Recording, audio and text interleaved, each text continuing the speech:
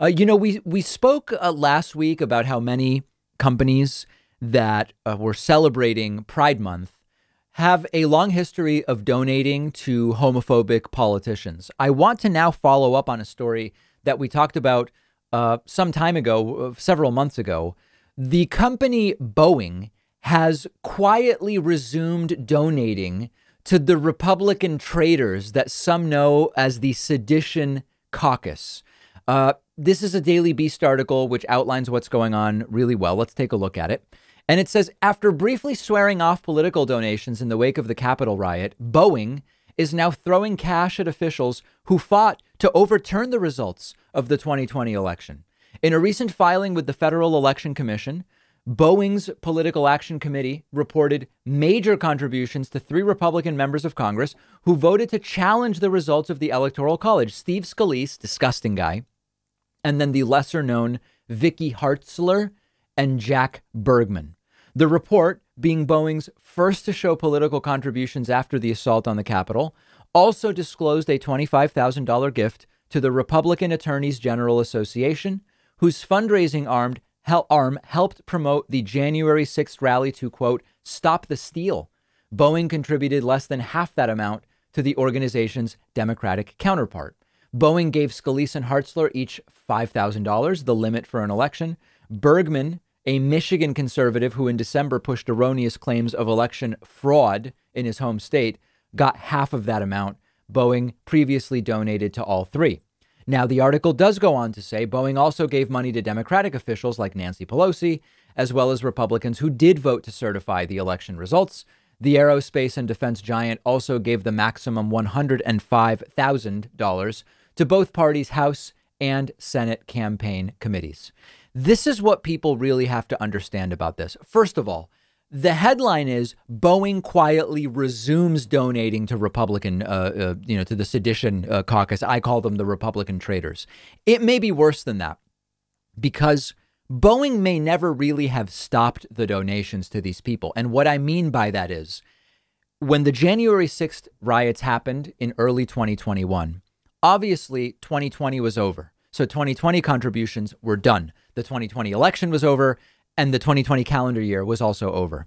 Now it's 2021 and they are again making contributions. So even to say that they stopped them between January and June, when donations are really only now ramping up and they've hit their maximums anyway, is it really even fair to say they stopped anything because they're donating in June instead of in February or March or April or May? It's not even clear to me that there was anything to the statement that they were stopping those donations to these traitorous, seditious individuals.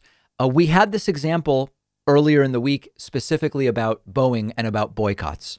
It's really hard to boycott a company like Boeing because for the most part, Boeing is, number one, a defense contractor, and it has nothing to do with sort of consumer facing decisions that we make. If we wanted to boycott Boeing as airline passengers, we would have to figure out, okay, let's see, I need to go from New York City to Paris. Which airlines are flying Airbus planes? Or is there some other way that I can get to Florida without flying on a Boeing airplane? It's really difficult to do this. How do you even boycott Boeing? And that's part of what makes this so pernicious. Now, this is not the only company that is making donations again to the traitorous, treasonous Republicans. Pfizer, Intel, Ford, Cigna, AT&T, they've continued to donate to political action committees that support many of these Republican members of the House and Senate. So to me, this is once again a calculated public relations move. They wanted those initial headlines to say they are stopping the donations to people in the House and Senate who supported Stop the Steal and may have, deliberately or implicitly supported the January 6th riots. It's not even clear it ever really even meant anything because there are limits on political donations. And OK, they waited a few months. To say that they were paused may be of no meaning whatsoever. And we've talked about other examples of this. Last week, I had the story for you about how many companies that are now saying we celebrate Pride Month have donated to both candidates and political action committees that support candidates that are homophobic and that have lobbied against gay marriage in the days where that was the fight, and now against so-called religious freedom, to discriminate against people who are or are perceived to be part of the LGBT community. We've talked about companies who, in the wake of the George Floyd protests around police brutality, loudly announced, we're sending managers to implicit bias training, which is not even clear really has any connection whatsoever to many of the problems that we're dealing with as far as race goes in the United States. And it was an obvious and brazen PR move. This is much the same thing. And so am I saying boycott Boeing or don't boycott Boeing? No, I'm not saying anything about that. This is not about cancellation. This is about understand even something like Amazon, when they announced a couple of years ago, we now pay everybody $15 an hour. Wow. Okay, that's great. Well, okay. But what was the PR benefit of that relative to the cost? And of course, it doesn't apply to third-party contractors that Amazon contracts with. And there's so many loopholes and end runs around it. These are mostly public relations decisions. And there is now a sort of industry based around making these types of announcements, while behind the scenes, they keep donating to the homophobic politicians. They keep donating to the sedition bunch, or whatever you want to call them. And if there is really going to be change that we want to see, we're going to have to demand more of these companies. This is really not going to cut it. And we should all be not endlessly cynical, but healthily skeptical when we see such pronouncements made by these corporations. We'll have more examples of this on the David Pakman Show Instagram. You can follow us there at David Pakman Show. If you ever feel like you just don't have enough time to read all the books you want to read, you have to check out one of my favorite apps called Blinkist. Blinkist takes thousands of popular nonfiction books and distills each one down into an ebook or audiobook that you can get through in just 15 minutes, where you're getting all the key takeaways from the book.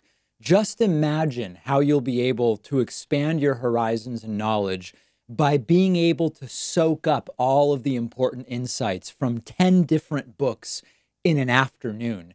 Obviously, it's perfect for exposing yourself to a new book you otherwise wouldn't have time for, or you can use it to revisit a book you've already read, or use it to preview a book before you buy the full version and read it. I recently read A Brief History of Time, of course, by the great Stephen Hawking. This is a book that I have been aware of for so long, and other things got in the way, and it was fantastic to check it out on Blinkist. Blinkist has books on politics, philosophy, science. They have 27 different nonfiction categories, and a subscription is only about $8 a month, and you get the entire library. But you can try it totally free and get 25% off a subscription when you go to Blinkist.com/Pakman. I've put the link right underneath this video.